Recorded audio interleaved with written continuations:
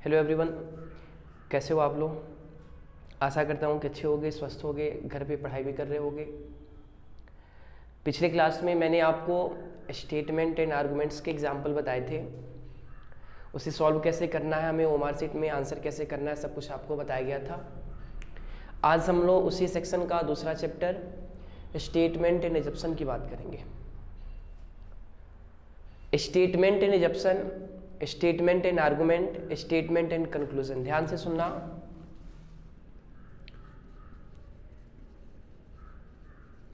Statement and assumption,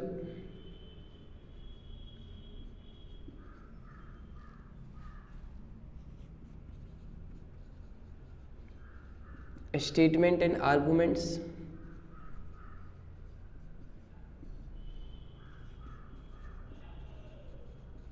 statement and conclusion.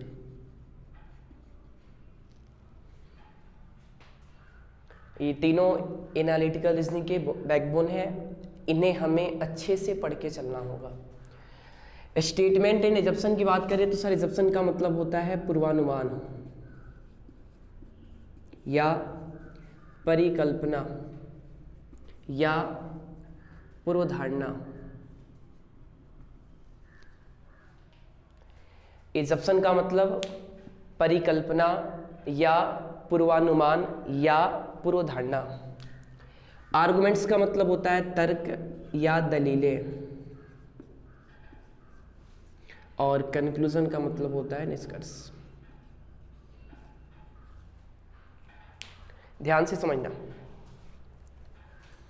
Statement and assumption, statement and arguments, statement and conclusion, ये analytical reasoning के backbone है। इसे हमें अच्छे तरीके से समझ के चलना होगा। सबसे पहले आप तीनों में मेजर डिफरेंस समझो क्या है। एजप्शन, आर्गुमेंट्स और कंक्लूजन। मान लो आप किसी काम को करने जा रहे हो। सपोज आप किसी काम को करने जा रहे हो, तो काम को स्टार्ट करने से पहले आपकी सोच क्या रही थी। किसी वर्क को करने से पहले हमारे दिमाग में जो कुछ भी चल रहा होता है उसी को क्या कहते हैं? एजप्शन कहते हैं। एक्शन को होने से पहले जो हमारी सोच होती है, रिजल्ट के आने से पहले जो हमारी सोच होती है, उसी को क्या कहते हैं? एजप्शन कहते हैं। किसी स्टेटमेंट को देने से पहले जो हमारी सोच बनी होती है उसी को क्या कहते हैं? एजप्शन कहते हैं। परिकल्पना कहते हैं, पूर्वधारणा कहते हैं, पूर्वानुमान कहते हैं। पूर्वानुमान, पूर्वधारणाएं। पूर्व का मतलब पहले और धारणा मतलब सोच। पूर्व का मतलब पहले और धारणा का मतलब क्या होता है? सोच होता है। किसी काम को करने से पहले, किसी वाक्य को बोलने से पहले जो हमारी सोच बनी होती है उसी को क्या कहते हैं? एजप्शन कहते हैं, पूर्वधारणा कहते हैं। क्लियर हो गया? आर्गुमेंट्स, काम होने के बाद जो पॉजिटिव और निगेटिव दलीलें आते हैं, सफल हो गए तो पॉजिटिव आएगा, असफल हो गए तो नेगेटिव आएगा, उसी को क्या कहते हैं? आर्गुमेंट्स कहते हैं। और कंक्लूजन, डेट मीन्स रिजल्ट, वो तो आपका निष्कर्ष है, काम होने के बाद ही होगा। फिर से एक बार रिपीट करते हैं, ध्यान से समझना। एजप्शन, आर्गुमेंट्स और कंक्लूजन, ये तीनों एनालिटिकल रीजनिंग में आपको पढ़ना है। एजप्शन का मतलब होता है पूर्वानुमान, परिकल्पना, पूर्वधारणा। आर्गुमेंट्स मतलब तर्क, और कंक्लूजन का मतलब निष्कर्ष होता है। एजप्शन की बात करें तो सर, एजप्शन को आप हिंदी में पूर्वधारणा कहते हैं, परिकल्पना कहते हैं, पूर्वानुमान कहते हैं, और सबके आगे पूर्व लगा है। पूर्व का मतलब क्या होता है? पहले, और धारणा मतलब सोच। किसी वाक्य को बोलने से पहले, किसी काम को करने से पहले जो हमारी सोच बनी रहती है उसी को क्या कहते हैं? परिकल्पना कहते हैं, पूर्वधारणा कहते हैं, एजप्शन कहते हैं। उस काम को करने के बाद जो रिजल्ट आएगा वो आपका क्या होगा? निष्कर्ष होगा। और निष्कर्ष, रिजल्ट आने के बाद जो प्रतिक्रिया जाहिर की जाएगी वही आपका क्या होगा? आर्गुमेंट्स होगा। क्लियर हो रहा है? किसी काम को करने से पहले जो हमारी सोच बनी होती है उसी को आप एजम्पशन कहते हो। काम करने के बाद जो मेरा रिजल्ट आएगा उसको आप कंक्लूजन कहते हो। रिजल्ट आने के बाद जो प्रतिक्रियाएं होती हैं, लोगों की रिस्पॉन्सिबिलिटी होती है, लोगों के क्या होते हैं, रिस्पॉन्स होते हैं, उसको आप क्या कहते हो, तर्क कहते हो। क्लियर है? क्लियर है? चलो, यहां पर हमें पढ़ना है sir statement and assumption, that means कथन और पूर्वधारणा। कथन और पूर्वधारणा करने का मतलब क्या है कि कथन दिया होगा और कथन को बोलने से पहले जो उसकी सोच होगी उसको लिखा होगा। आपको बताना है कि कौन से पूर्वधारणाएं अंतर्निहित है, इम्प्लिसिट है, और कौन से पूर्वधारणाएं क्या है, इम्प्लिसिट नहीं है, अंतर्निहित नहीं है। कथन क्या क्या हो सकता है, तो सर वो सब्जेक्ट होगा ऐसे सोशल, पॉलिटिकल, एजुकेशनल, हमारी जो भी एक्टिविटी हो रहे हैं सबके बारे में वो दे सकता है। और उस स्टेटमेंट के आधार पर आपको एजम्पशन दिया जाएगा। एजम्पशन हमेशा अनुमान होगा, परिकल्पना होगा, और अनुमान और परिकल्पना हमेशा एक्शन के होने से पहले की होनी चाहिए। एज फॉर एग्जाम्पल, मैं आज से पढ़ाई करना शुरू करता हूं बिकॉज मुझे पता है कि आने वाले नवंबर में मेरा एग्जाम होगा। चूंकि मुझे एग्जाम में अच्छा करना है, डेट्स वाई आज से ही मैंने पढ़ाई शुरू कर दी। तो ये अब आपके क्या हो गए, एजम्पशन हो गए कि आपको एग्जाम में पास आउट होना है, एग्जाम में अच्छे मार्क्स लाने हैं, डेट्स वाई आपने आज से ही पढ़ना शुरू कर दिया। आपके क्या हो गए, एजम्पशन हो गए। एग्जाम होने के बाद यदि आप पास आउट हो जाते हो, आपके कंक्लूजन है, रिजल्ट आपका आ गया, आप पास आउट हो गए, वो आपके क्या हो गए, कंक्लूजन हो गए। और पास आउट होने के बाद जो लोगों की प्रतिक्रियाएं आएंगी वो आपका क्या हो गया, आर्गुमेंट्स हो गया। कथन के रूप में एक प्रश्न दिया जाएगा। स्टेटमेंट एंड एजम्पशन चैप्टर में कथन के रूप में एक प्रश्न दिया जाएगा, और वह जो प्रश्न होगा वो सोशल भी हो सकता है, पॉलिटिकल भी हो सकता है, एजुकेशनल भी हो सकता है, कुछ भी हो सकता है। और उसके आधार पे 2 या 3 आपको एजम्पशन दिए जाते हैं। आपको बताना है कि कौन सा एजम्पशन इम्प्लिसिट है, कौन सा एजम्पशन इम्प्लिसिट नहीं है। इम्प्लिसिट कहने का मतलब कि अंतर्निहित, अकॉर्डिंग टू स्टेटमेंट, कथन के आधार पर उसका संबंध है या कथन के आधार पर उसका संबंध नहीं है। तो है तो अंतर्निहित है और नहीं है तो अंतर्निहित नहीं है। बात आ रही समझ में? तो इंट्रोडक्शन में आपको क्या जानना है, किस तरह के प्रश्नों में कथन दिए गए होते हैं। कथन का जो आधार होगा वो सोशल भी हो सकता है, पॉलिटिकल भी हो सकता है और एजुकेशनल भी हो सकता है। और उनके 2 या 3 एजम्पशन दिए गए होते हैं, पूर्वधारणाएं दी गई होती हैं। हमें अकॉर्डिंग टू स्टेटमेंट बताना है कि कौन सा एजम्पशन इम्प्लिसिट है और कौन सा एजम्पशन इम्प्लिसिट नहीं है। क्लियर है? तो सर हम सबसे पहले देखते हैं रूल्स ऑफ एजम्पशन।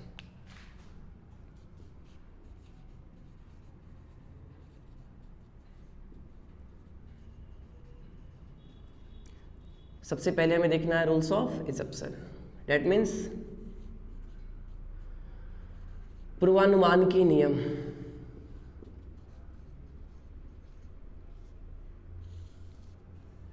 और उसमें रूल नंबर फर्स्ट,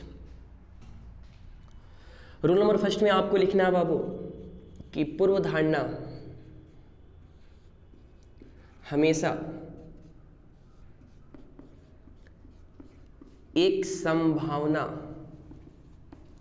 के रूप में होने चाहिए।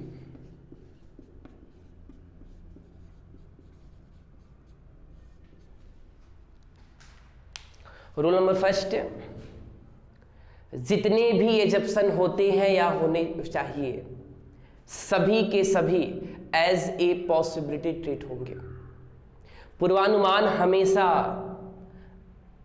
संभावना के रूप में व्यक्त होने चाहिए, बिकॉज वो आपके अनुमान है।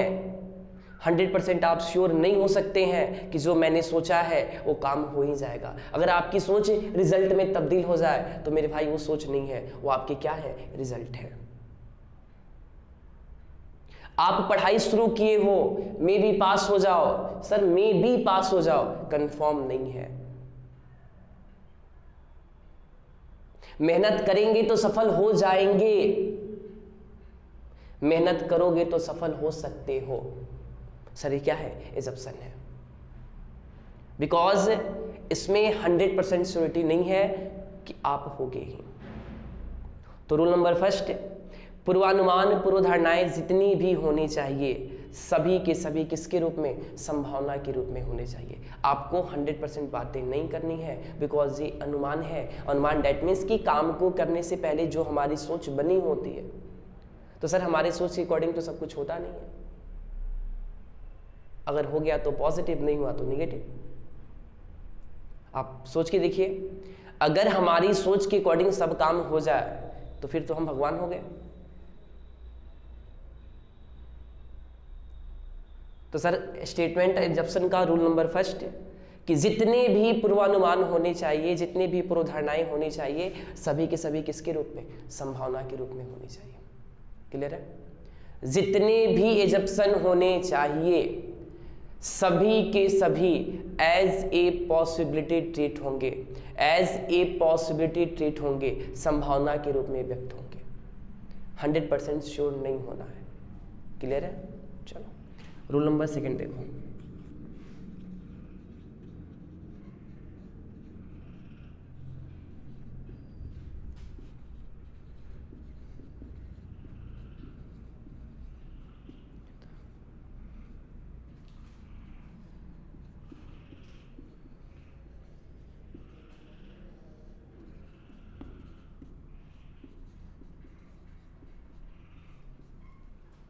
रूल नंबर सेकंड देखिए क्या कह रहा है। ऐसा कह रहा है कि पूर्वधारणा में कथन का यथार्थ भाव सन्निहित होने चाहिए। डेट मीन्स सन्निहित को आप इम्प्लिसिट कहते हो।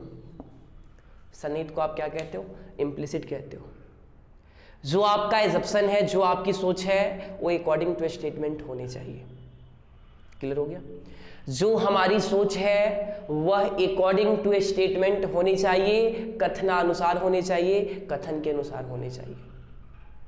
नियम कहता है कि जितनी भी पूर्वधारणा होंगे या होने चाहिए उसमें कथन का यथार्थ भाव यानी जो मीनिंग स्टेटमेंट कहना चाहता है उसमें दिखने चाहिए। यदि है तो इम्प्लिसिट है और नहीं है तो इम्प्लिसिट नहीं है।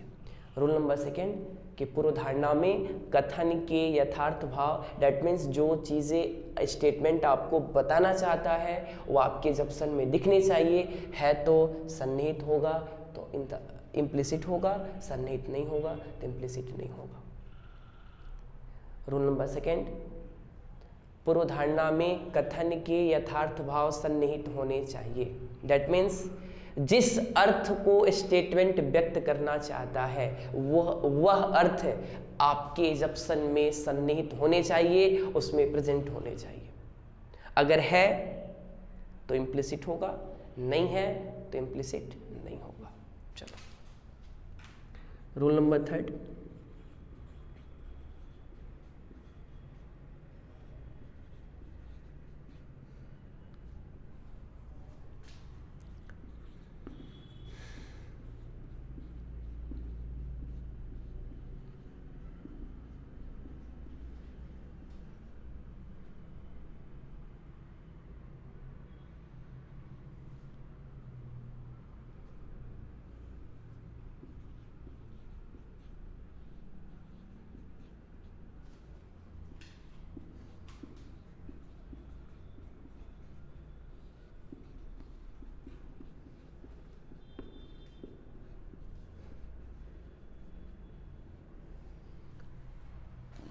रूल नंबर थर्ड देखा जाए। सर रूल नंबर थर्ड कह रहा है कि जितनी भी एजप्शन होंगे भी कभी भी सरकार और नियम के खिलाफ नहीं होनी चाहिए। डेट मीन्स हमारी सोच, आपकी सोच, सभी लोगों की सोच ऐसे नहीं हो जो गवर्नमेंट के अगेंस्ट हो, कानून के अगेंस्ट हो। यदि हमारी और आपकी सोच कानून के अगेंस्ट है, सरकार के अगेंस्ट है, तो आपके जो एजप्शन है वो क्या होंगे? इम्प्लिसिट नहीं होंगे। According to the rule of assumption जितने भी एजप्शन होने चाहिए वे सभी के सभी सरकार और नियम के खिलाफ नहीं होने चाहिए। हमारी और आपकी सोच ऐसी होनी चाहिए जो सरकार और नियम के खिलाफ न हो।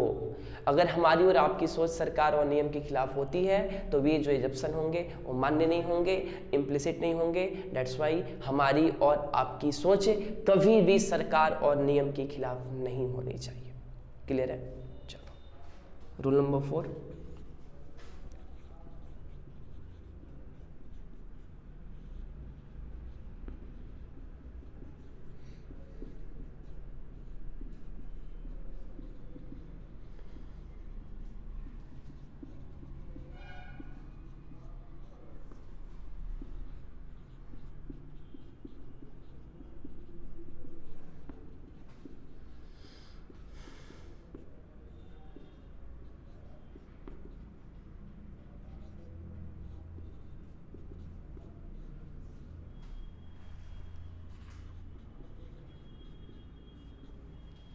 रूल नंबर 4 देखा जाए, कैरेसा की पूर्वधारणा हमेशा किसी खास व्यक्ति से लेकर पूरे समाज में अपनाने योग्य होने चाहिए। बिल्कुल सिंपल है सर, हमारी सोच आपकी सोच ऐसी होनी चाहिए जिससे न तो किसी पर्सनल को या पूरे समाज को कष्ट हो। अगर आपकी सोच हमारी सोच समाज के लिए कष्टदायक है तो सर आपका या हमारा जो एजप्शन होगा, पूर्वानुमान होगा, वो इम्प्लिसिट नहीं होगा।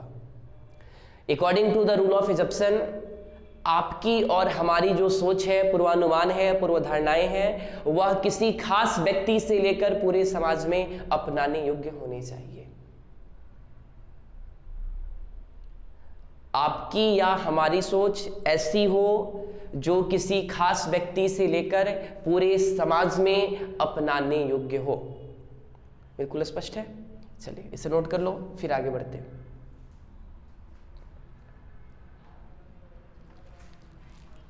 जल्दी से नोट करो।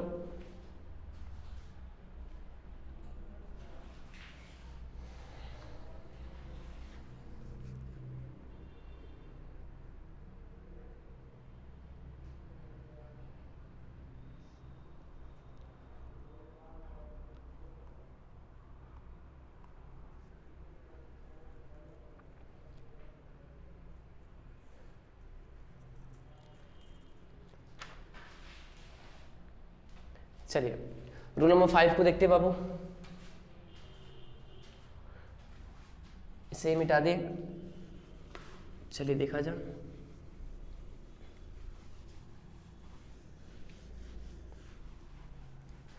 रूल नंबर 5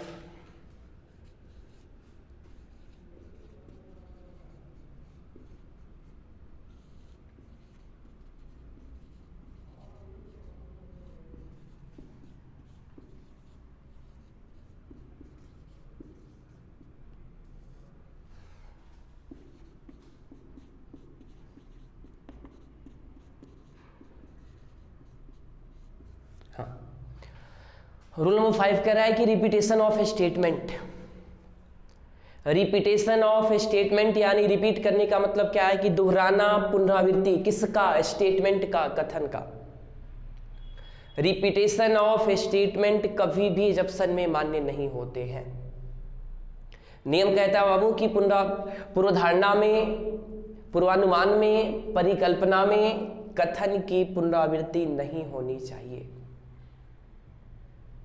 अगर आपका एजप्शन रिपीटेशन ऑफ स्टेटमेंट है तो मेरे भाई वो इम्प्लिसिट नहीं होगा। अगर आपका एजप्शन रिपीटेशन ऑफ स्टेटमेंट है तो वो आपका इम्प्लिसिट नहीं होगा। That means according to the rule of assumption हमें कभी भी एज ए एजप्शन, पूर्वानुमान के तौर पर रिपीटेशन ऑफ स्टेटमेंट नहीं करना है, कथन की पुनरावृत्ति नहीं करना है। अगर आपने एजप्शन में, अगर आपने पूर्वानुमान में, अगर आपने पूर्वधारणा में कथन की पुनरावृत्ति की हुई है, दैट मीन्स वह जो आपका एजप्शन होगा, वह जो आपका पूर्वानुमान होगा, वो इम्प्लिसिट नहीं होगा, अंतर्निहित नहीं होगा। क्लियर हो गया? चलो नेक्स्ट।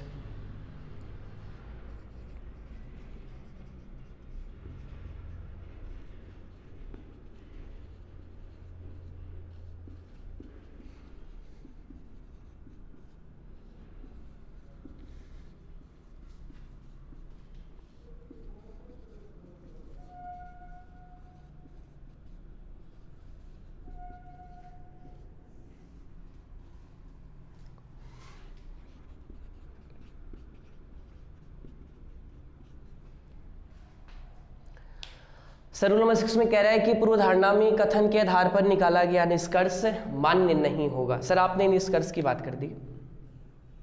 निष्कर्ष का मतलब रिजल्ट होता है, दैट मीन्स कंक्लूजन। अब आप हमें समझा दो कि सर चैप्टर तो आपका एजप्शन वाला है, एजप्शन में आपने कंक्लूजन की बातें कर दी। सर हमारी सोच क्या वह रिजल्ट हो सकती है? हमारी सोच क्या रिजल्ट हो सकती है? बिल्कुल नहीं। अगर हमारी सोच रिजल्ट होने लगे तो पृथ्वी पे रहना लोगों का क्या हो जाएगा? असंभव हो जाएगा। आप जो भी सोचोगे वह रिजल्ट में तब्दील हो जाएगा, कन्वर्ट हो जाएगा। लोग आपकी पूजा करने लगेंगे कि सर आप ये बात सोचिए मेरे अकॉर्डिंग। समझ में आ रही बात? आपकी और हमारी सोच कभी भी रिजल्ट नहीं हो सकती है। दैट मीन्स अगर आपने एजप्शन में अकॉर्डिंग टू स्टेटमेंट रिजल्ट का उपयोग किया है, यदि आपका एजप्शन कथन के आधार पर निकाला हुआ निष्कर्ष है तो सर वह एजप्शन मान्य नहीं होगा। अगर आपकी पूर्वधारणा कथन के आधार पर निकाली गई निष्कर्ष है तो सर वह जो एजप्शन है, वह जो पूर्वानुमान है, वह मान्य नहीं होगी, इम्प्लिसिट नहीं होगी। एजप्शन कभी भी कंक्लूजन नहीं हो सकती है, एजप्शन कभी भी रिजल्ट नहीं हो सकते हैं। दैट मीन्स हमें अपने एजप्शन में अकॉर्डिंग टू स्टेटमेंट के आधार पर निकाले गए रिजल्ट का यूज नहीं करना है। अगर आपका पूर्वधारणा, अगर आपका पूर्वानुमान कथन के आधार पर निकाला हुआ निष्कर्ष है तो वह क्या नहीं होगा? मान्य नहीं होगा। दैट मीन्स इम्प्लिसिट नहीं होगा। क्लियर है? चलो नेक्स्ट देखा जाए।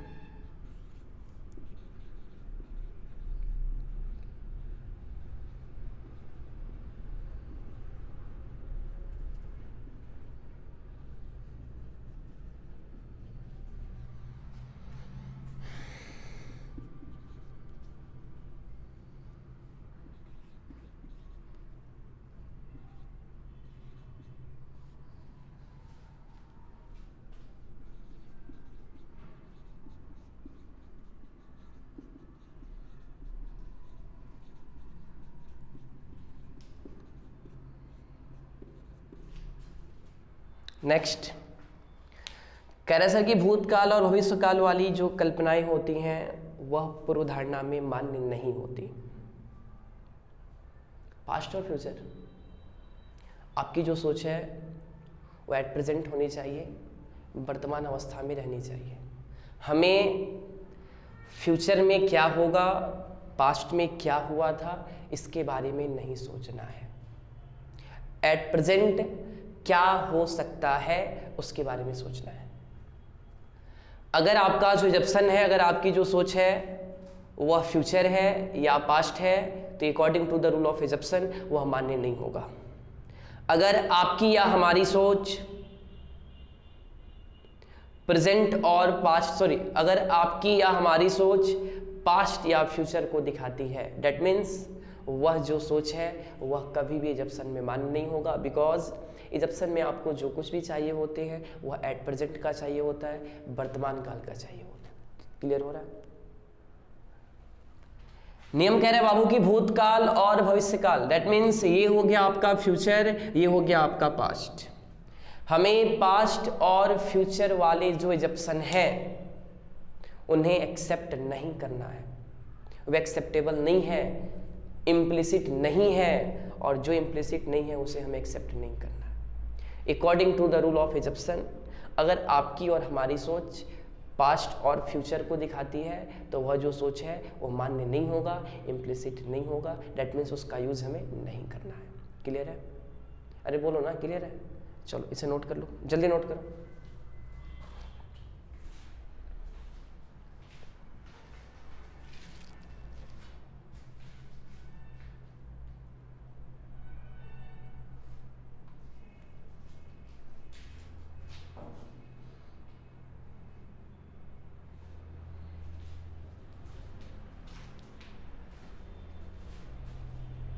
चलो देखो नेक्स्ट, हटाते इसे।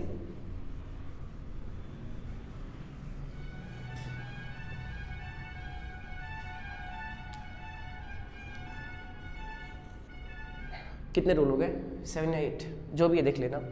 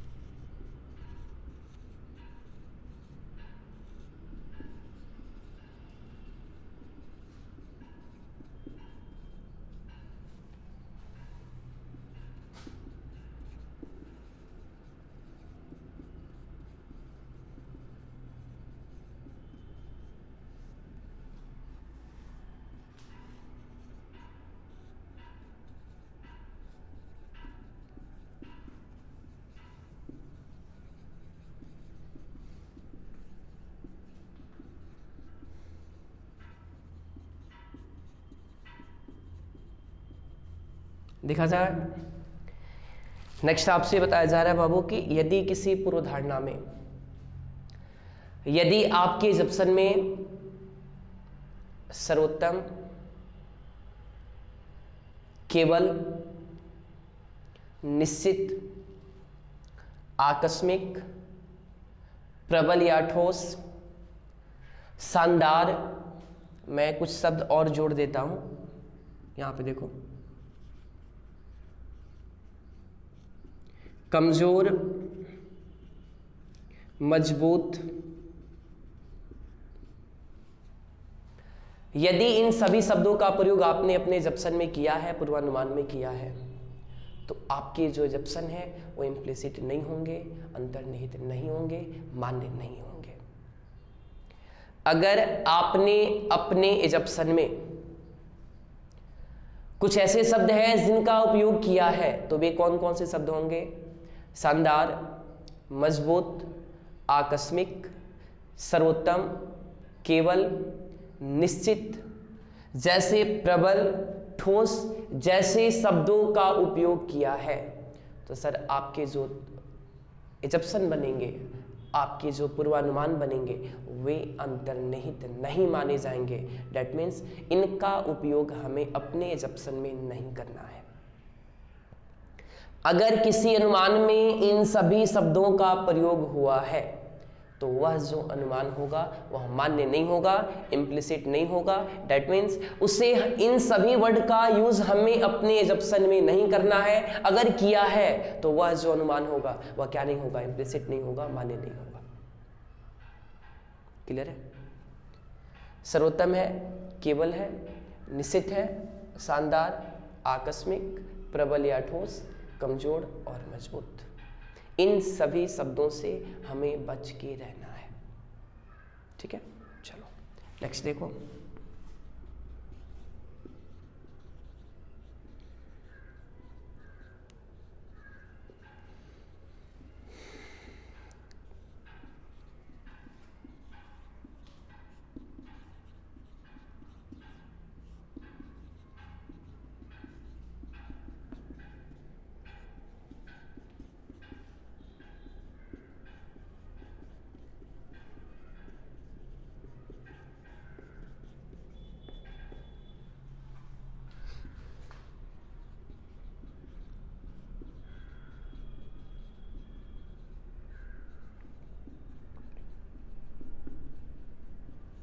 हाँ जी सर, देखा जाए नेक्स्ट नियम कह रहा है कि यदि किसी पूर्वधारणा में, यदि किसी अनुमान में दिन, दिनांक, वर्ष, महीने इत्यादि की बात की गई हो। एक बात बताओ सर, ये जो अनुमान होता है वह एक संभावना होता है। मैंने रूल नंबर फर्स्ट में आपको बताया था सर कि जितने भी जप्सन होंगे एज ए पॉसिबिलिटी ट्रीट होते हैं, संभावना के रूप में व्यक्त किए जाते हैं। और आप यहाँ पे दिन को कराओगे, दिनांक को लिखोगे, वर्ष लिखोगे, महीने लिखोगे, सर तो निश्चित हो गए ना।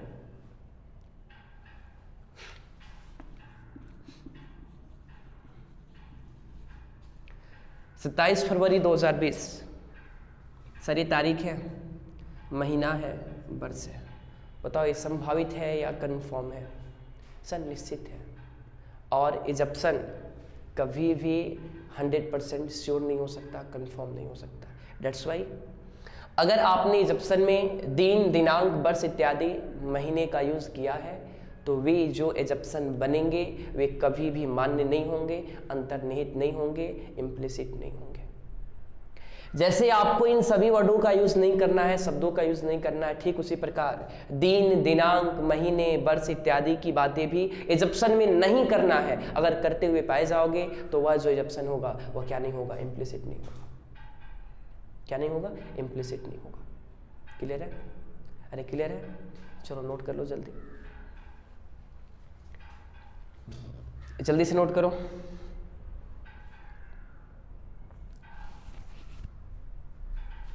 आगे बढ़ते हैं। आपके offline classes according to government's rule, यानी गवर्नमेंट का जो रूल आएगा उसके अकॉर्डिंग हम लोग चलाएंगे। अगर ऑफलाइन क्लासेस स्टार्ट होंगे तो आपको नोटिफिकेशन दिया जाएगा, तभी आप क्लास अटेंड करने आओगे, अदरवाइज आप घर पे ही पढ़ोगे।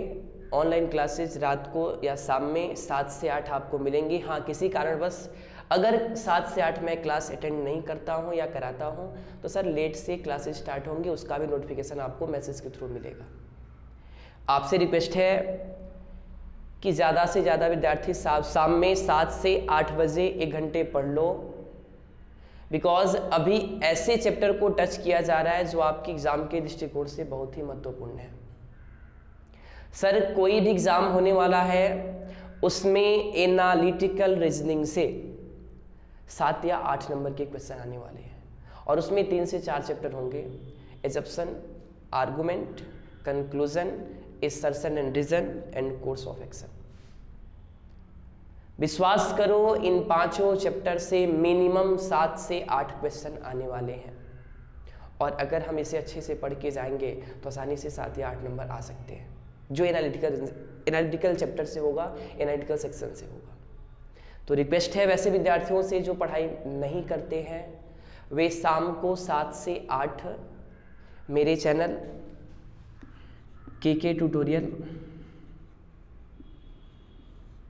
सर बिल्कुल फ्री सेवा है, बिल्कुल फ्री सेवा है। आप चैनल को सब्सक्राइब कर लो, बेल आइकन को प्रेस कर दो और ज़्यादा से ज़्यादा शेयर करो ताकि वैसे ज़रूरतमंद जिन्हें पूर्ण रूप से इसका ज्ञान नहीं मिला है उन तक पहुँचे और आप लाभ कमा सको। देखो, इंसान को हर एक चीज़ ऐसा नहीं है कि उसका तुरंत उसको परिणाम मिल जाता है। आप परोपकार करते जाओ, करते जाओ, एक ना एक दिन आपको मिलेगा, सब कुछ मिलेगा जो आप सोचे नहीं हो।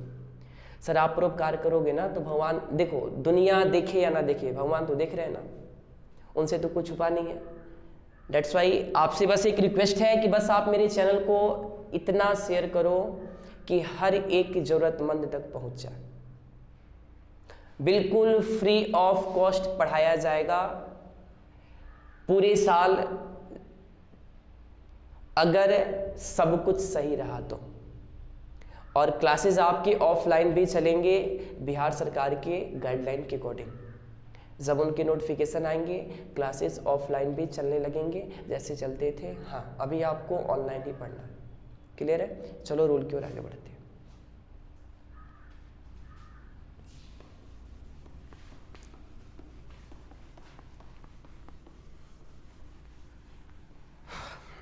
नेक्स्ट रूल की बात करें बाबू,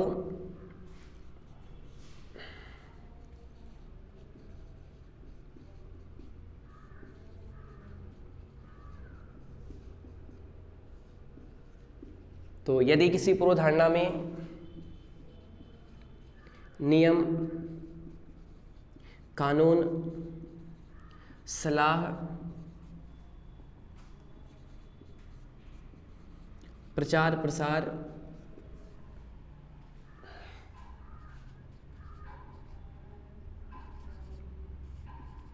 इत्यादि की बातें की गई हों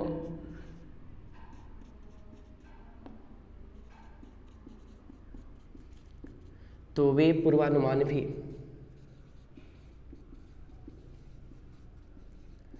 मान्य होंगे,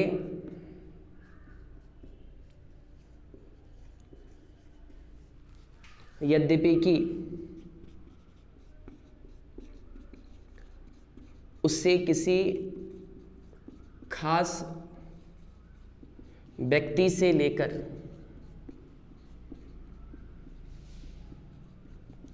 समाज के लिए लाभप्रद हो।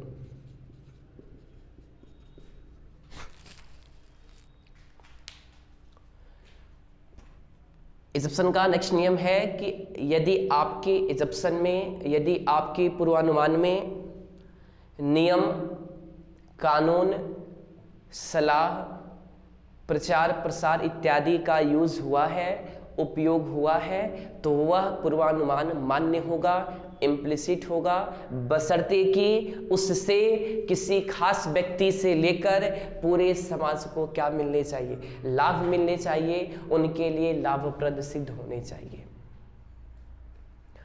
यदि आपके जप्सन में, यदि आपकी पूर्वधारणा में नियम की बातें हुई हैं, सलाह है, प्रचार प्रसार है, कानून की बातें हुई है, और वह नियम, वह सलाह, वह कानून, वह प्रचार प्रसार किसी खास व्यक्ति से लेकर पूरे समाज के लिए लाभदायक सिद्ध होता है, तो सर वह जो जप्सन होगा वो बिल्कुल क्या होगा, मान्य होगा। एज फॉर एग्जाम्पल, घर के आगे देखोगे बोर्ड लगा होता है कि गली के कुत्तों से सावधान रहे, तो क्या उसका बेनिफिट मिलता है या नहीं मिलता है? सोच के देखो, बिल्कुल मिलता है। आप उस गली में जाओगे तो कम से कम गली के आवारा कुत्तों से तो बिल्कुल सावधान रह के जाओगे, उनको छेड़ोगे नहीं। प्लेटफॉर्म पे जाते हो तो लिखा होता है कृपया चलती ट्रेन से न कूदे, क्या उसका बेनिफिट पब्लिक को मिलता है या नहीं मिलता है? कि लिखा है कि चलते ट्रेन से ना कूदे और आप उसको चैलेंज करने के बाद कूद जाओगे, ऐसा थोड़ी ना है सर। वह नोटिस, वह कानून, वह सलाह, वह प्रचार प्रसार जो किसी सिंगल पर्सन से लेकर पूरे सोसाइटी को लाभ पहुंचाता हो, तो वह जो इजप्शन होगा वो बिल्कुल क्या होगा, मान्य होगा। क्लियर है? चलो नेक्स्ट।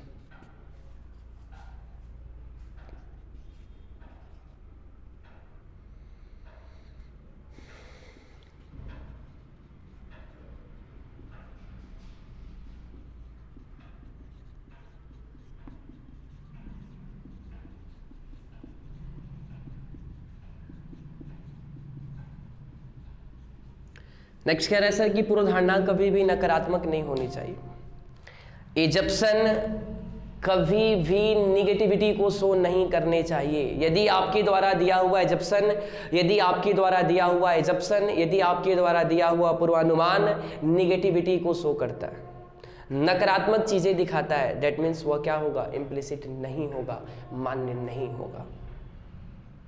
हमारी सोच, आपकी सोच अकॉर्डिंग टू स्टेटमेंट हमेशा पॉजिटिव होनी चाहिए। यदि आपकी कल्पना, हमारी कल्पना नकारात्मक सोच को दिखाती है, दैट मीन्स वह जो जप्शन होगा वो क्या नहीं होगा, मान्य नहीं होगा। चलो नोट कर लो जल्दी, फिर आगे बढ़ते हैं।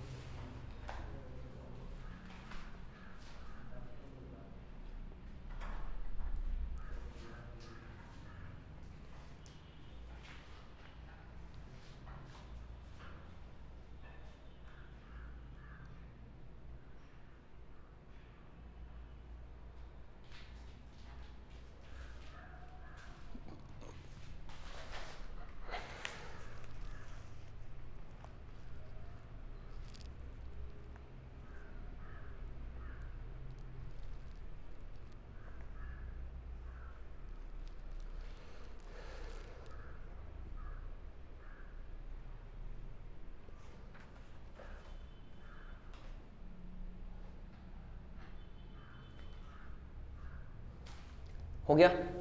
चलो नेक्स्ट देखते हैं बाबू। नेक्स्ट नियम की बात करें तो सर नियम कहता है कि जिसके बारे में कुछ कहा जाए, जिसके बारे में कुछ कहा जाए उसका निश्चित रूप से अस्तित्व होनी चाहिए।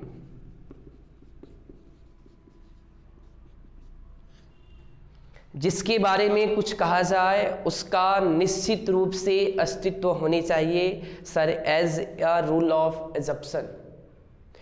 पूर्वानुमान के नियम के तहत जिसके बारे में आप कुछ कहते हैं उसका अस्तित्व होनी चाहिए।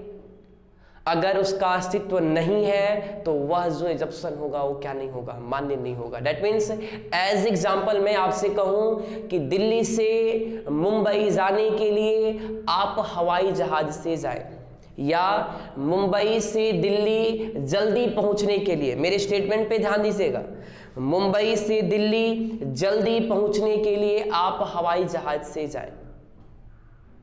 दैट मीन्स ये स्टेटमेंट मैंने कब बोला होगा, जब ये मुझे बिल्कुल पता है कि दिल्ली और मुंबई दोनों हवाई मार्ग से जुड़े हैं। बात यार समझ में।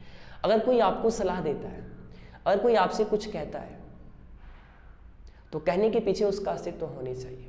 मैंने आपसे क्या बोला कि दिल्ली से मुंबई जल्दी पहुंचने के लिए हवाई जहाज से जाए। दैट मीन्स हमें पहले से पता है कि दिल्ली और मुंबई दोनों हवाई मार्ग से जुड़े हैं। अगर ये पता नहीं होता तो मेरा स्टेटमेंट ये नहीं होता कि दिल्ली से मुंबई जल्दी पहुंचने के लिए आप हवाई मार्ग का उपयोग करें। बात यार स्वयं में, आप जो कुछ भी कहते हो ना उसके पीछे अस्तित्व होनी चाहिए, उसके बारे में आपको टोटली पता होनी चाहिए, तभी जाके एज एजप्शन क्या होता है, इम्प्लिसिट होता है। और कोई आपसे कहता है कि पटना से मुंबई जाने जल्दी पहुंचने के लिए, पटना से मुंबई जल्दी पहुंचने के लिए हवाई मार्ग का उपयोग करें, तो सर ये व्यक्ति जो बोला होगा, बोलने से पहले उसको ये जरूर पता होगा कि पटना और मुंबई हवाई मार्ग से जुड़े हैं। दैट मीन्स आप कुछ भी बोलते हो, बोलने से पहले उसका निश्चित रूप से क्या होने चाहिए, अस्तित्व होने चाहिए। क्लियर है? नेक्स्ट,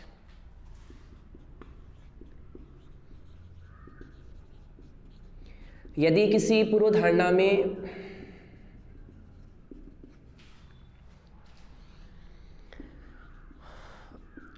अनुरोध किया गया हो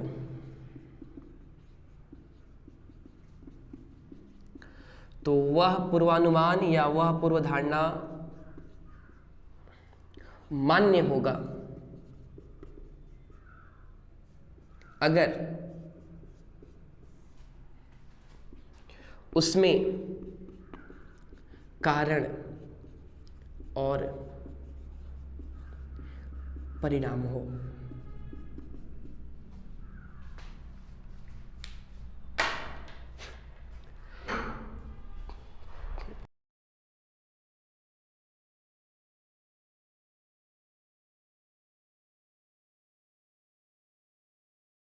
हाँ, एक मिनट। तो सर हम लोग नेक्स्ट नियम को देखते हैं।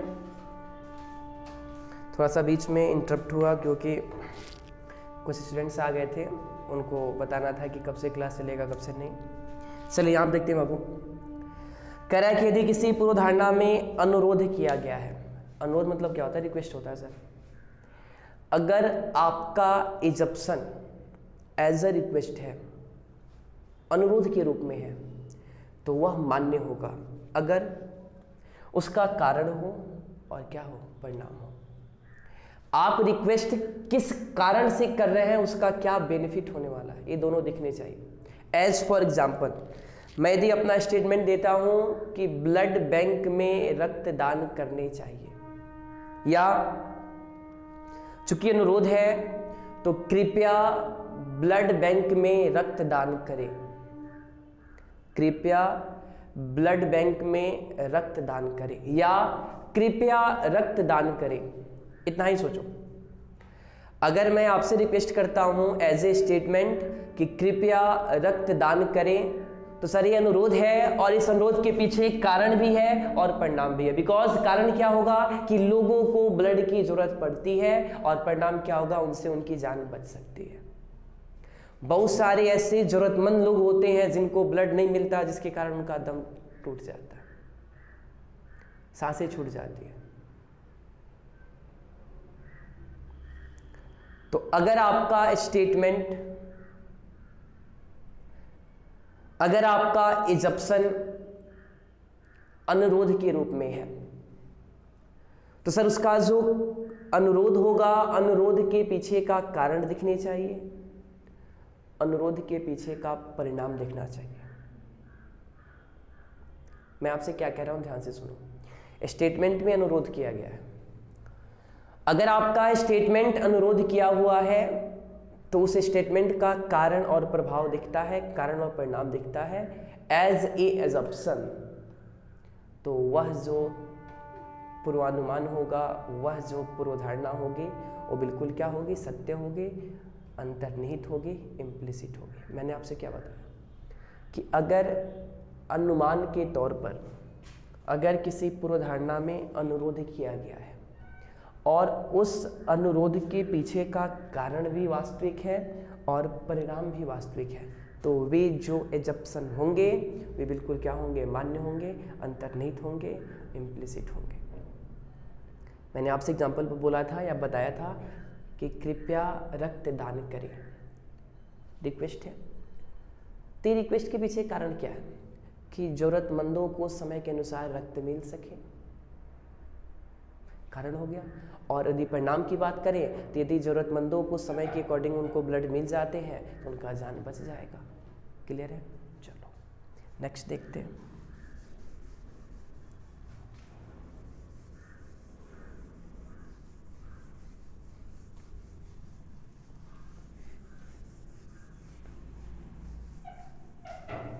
नेक्स्ट रूल नंबर कितना था मेरे को पता नहीं है, आप देख लेना, जो भी हो 13, 14, 16 जो भी हो।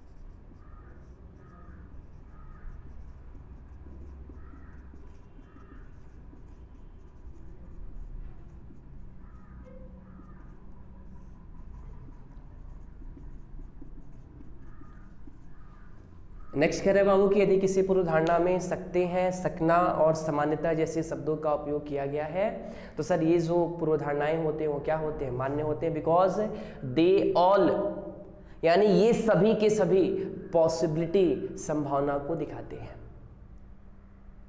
यदि आपके जप्सन में, यदि आपके पूर्वानुमान में सकते हैं, सकना, सामान्यता जैसे शब्दों का उपयोग हुआ है, बिकॉज ये तीनों के तीनों वर्ड पॉसिबिलिटी को रिप्रेजेंट करते हैं, डेट्स वाई ये जप्सन में क्या होते हैं, मान्य होते हैं। समझ में आया? अरे समझ में आया? हमें जितने भी एजप्शन देने हैं, हमें जितने भी पूर्वानुमान देने हैं, पूर्वधारणा देने हैं, वो सभी के सभी एज ए पॉसिबिलिटी यानी संभावना के रूप में देना है। तो सर नियम कहता है कि यदि आपके एजप्शन में सकते हैं, सकना, सामान्यता जैसे शब्द यूज हुए हैं तो वे बिल्कुल क्या होंगे, मान्य होंगे, बिकॉज ये तीनों के तीनों टर्म रिप्रेजेंट करते हैं पॉसिबिलिटी को। कौन सी? किसको? पॉसिबिलिटी को। और पॉसिबिलिटी का मतलब क्या होता है, संभावना होता है। समझ में आई बात? तो इन सारे नियम को हमें याद रखना है, बिकॉज ये नियम आपको बताते हैं कि कौन सा एजप्शन आपका इम्प्लिसिट होने वाला है, कौन सा एजप्शन आपका इम्प्लिसिट नहीं होने वाला है। तो कल हम लोग अगले क्लास में इसके एग्जाम्पल्स को देखेंगे, और उसके बाद हम लोग देखेंगे कि क्वेश्चन का आंसर कैसे करते हैं। यहाँ भी क्वेश्चन दो तरीके से आते हैं सर। तरीका दो कैसे होता है? तो सर एक क्वेश्चन ऐसा होगा जिसमें 2 एजप्शन होंगे, एक क्वेश्चन ऐसा होगा जिसमें 3 एजप्शन होंगे। बारी बारी से सभी पैटर्न को देखा जाएगा। तब तक के लिए अपना ख्याल रखिए, हम लोग फिर से कल मिलेंगे। टेक केयर, अपना ख्याल